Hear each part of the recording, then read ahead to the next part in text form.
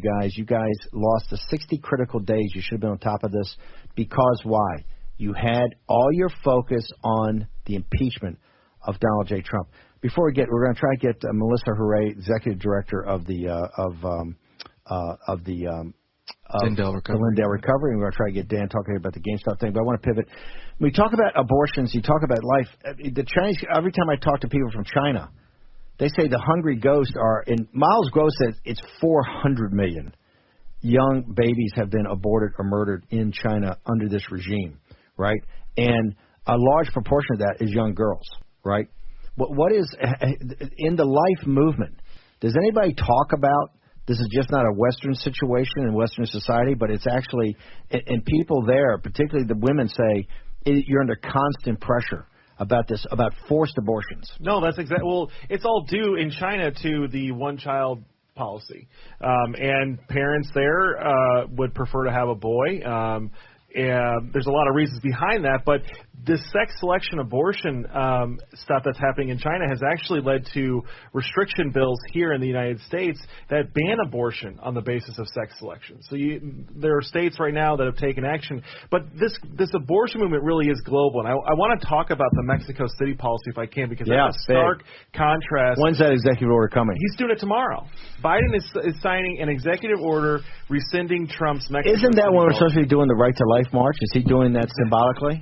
I don't want to rub your nose in it, but I'm going to rub your nose in it. Well, he wants to rub your nose in it. That's my point.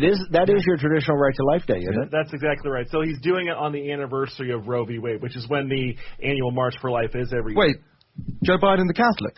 The Joe Biden the Catholic. Yeah, no, he got cover from the Pope. We could talk all day about how fake a Catholic Joe Biden is. But I want to reiterate what he's doing. So President Trump went above and beyond, and he set a new standard for the pro-life movement and for future Republican candidates. So before President Trump came along, the Mexico City policy only applied to $500 million that was dedicated to family planning efforts globally. Yeah. Trump extended that to the $8 billion that go to international organizations. Wow. So what the effect that Biden's doing here is going to inject $8 billion in foreign aid to pro-abortion organizations across the globe. They're exporting the abortion industry to all these other countries when President Trump did so much to save unborn lives. Unity. So tell people about this. Tell people about why is the Mexico City policy so important, and how does it affect them? Because it keeps our federal tax dollars. The Mexico City policy is important because it stops funding of abortions globally with U.S. taxpayer dollars. Look, a lot of Americans have problems with foreign aid in general, but at the same time, they're okay with it as long as it's not funding controversial things like abortions.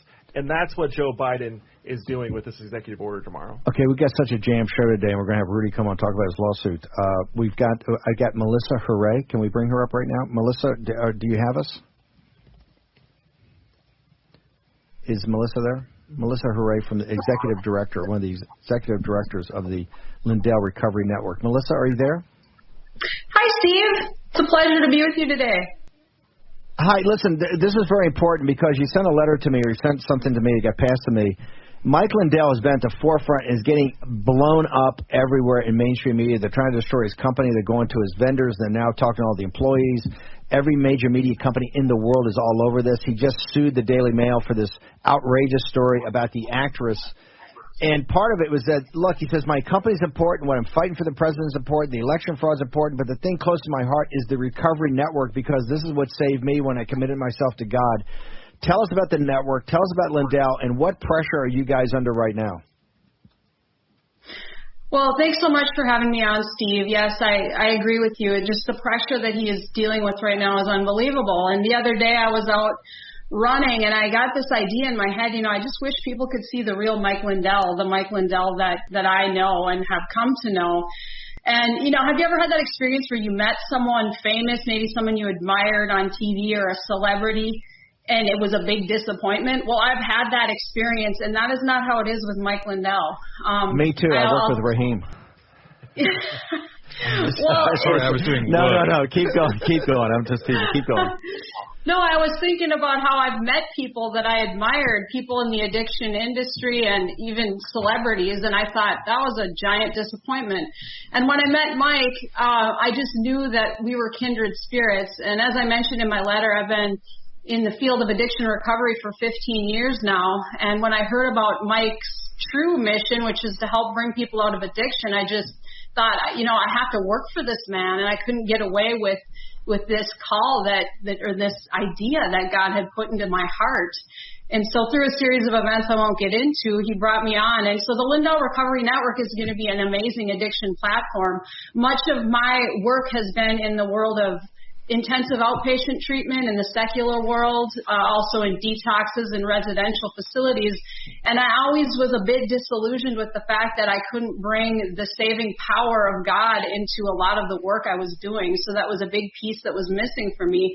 And also just the exorbitant amount of money that people spend to go to treatment, and they spin through and come back again. And so many of them are just not set free. And that's what Mike is interested in, is setting people free from addiction so they're not stuck in this revolving trap. So the platform is going to be an amazing source of hope for people. I mean, Mike is all about giving people hope through his story, through what he's been through in his life. If you just read his book, I mean, the things that man has been through. I knew about the addiction story, but I didn't know many of the other things that he has come out of and what God has brought him through. And it's just mind-blowing. He wants to give others that same hope. There's something so powerful about talking to someone else who's been where you've been and hearing them say, me too, but I came out of it. So our platform is going to be thousands. Melissa, hang on for 1 second. Hang on. We're going to take you through a commercial break. We're going to bring you back and finish this up. Melissa Hooray, Executive Director over at the Lindell Recovery Center. Short commercial break. We got Rudy. We've got GameStop. We have Carol Swain, a 1776 commissioner. We're going to get it all in. Okay, I want to go right back to Melissa Hooray. Melissa, we're jammed for time here. We want to have you back on. We spend more time with you. But I want people to get access to what Mike Lindell's doing. How do people find out about this recovery network, particularly this one that's God-centered, and you're saying putting such hope in his life? And quite frankly, for a guy that's a true honey badger, he's told me many times this is the thing that's dearest to him and to the center of his being. This is what he's really fighting for, and he's very concerned that they're now going to come and try to tear this apart like they're trying to tear his company apart. How do people get access to you? How do people get access to the Lindell Recovery Network? I'd be happy to answer any questions at mhooray@lindellmanagement.com. We can get people connected. They can go to lindellrecoverynetwork.org to see what we have up. Right now we have hundreds of videos posted already. We're continuing to onboard people's stories of hope, Christian treatment centers, as well as churches. There's going to be a huge church piece with a mission being to drive people back to the church and help arm the church with resources to help them help people with addictions, to really equip them to serve the population that's going to be coming to them. Mike's number one goal with this is leading people to Jesus. It's driving people to the one who can set them free from the bondage of addiction, and that's Jesus. So there's different avenues people can take. We want to help them not just be stuck in this revolving cycle of addiction, but to get set free. Last question, real quickly. Have the churches, have people responded to this? As Mike has put this program out, have you gotten good support, or are you getting the support you need from the different churches and denominations out there? Well, as you know, I mean, Mike knows so many people. He has a huge network of churches and pastors already interested. We've already started to onboard churches, and a lot of his ministry partners are very excited to come alongside of us.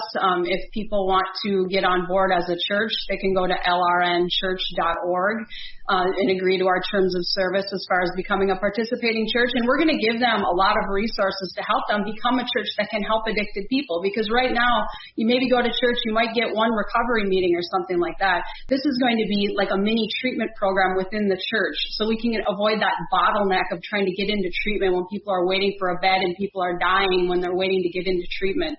This is going to enable the church to actually step in and help people where they're at and get them into sources of help and recovery when they need it.